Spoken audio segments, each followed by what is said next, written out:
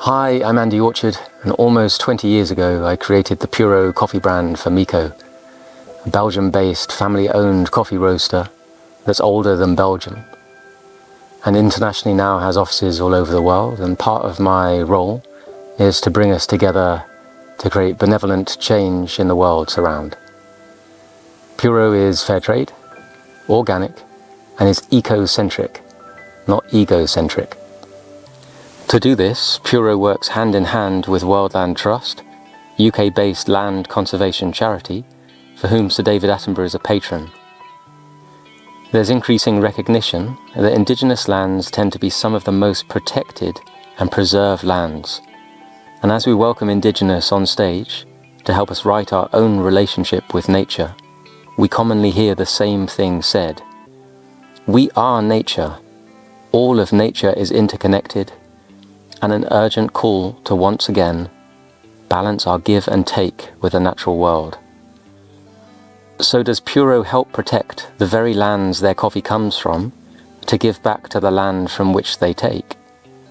Or does Puro help protect the very lands their coffee comes from to secure the future of their own product? Think about it. Maybe they're the same thing. I love to talk about biodiversity and natural balance because it looks at the whole picture. I like to say that if data is king, then nature is our queen.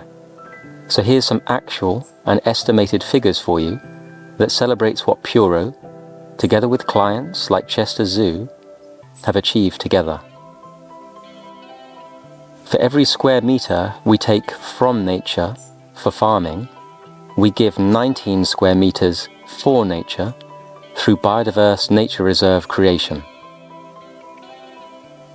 And to give you an idea, right now, 27 square kilometers is farmed in 6 countries to grow the cherries that later become Puro's coffee.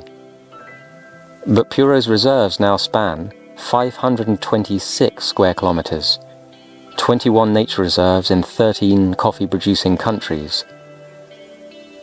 Cloud forest of Ecuador, Amazon rainforest of Peru, riverine forest of Uganda, moist broadleaf forest of Tanzania, tropical and subtropical rainforest of Colombia, cloud and temperate forest of Mexico, and the list could go on. All forests, all biodiversity hotspots, all threatened by deforestation, all made possible by local NGOs who've dedicated their lives to serving our natural world, and all so important for the future of nature and all who call this planet home.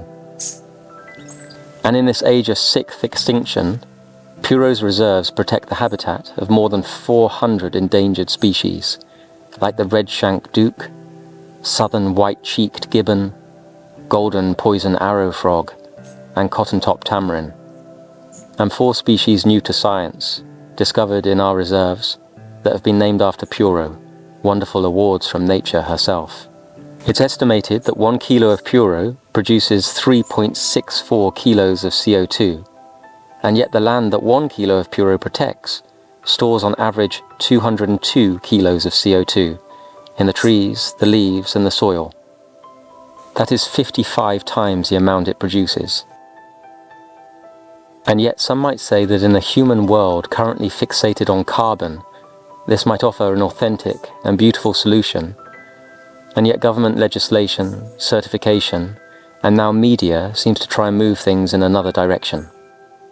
And where many now celebrate we plant a tree for every product sold, I might ask, how many of these trees actually survive? Did you know that 80% of the trees planted for the Great Green Wall of Africa died in the first year?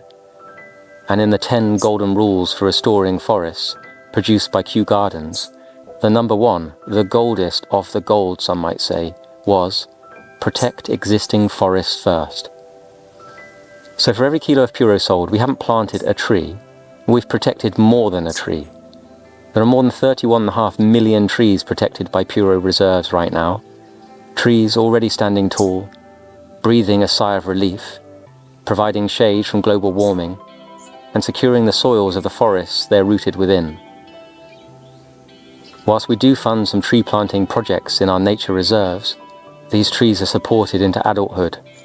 So perhaps when you move a seed far from its mother tree into full sun and degraded soils, it might need nurturing by human hands to survive.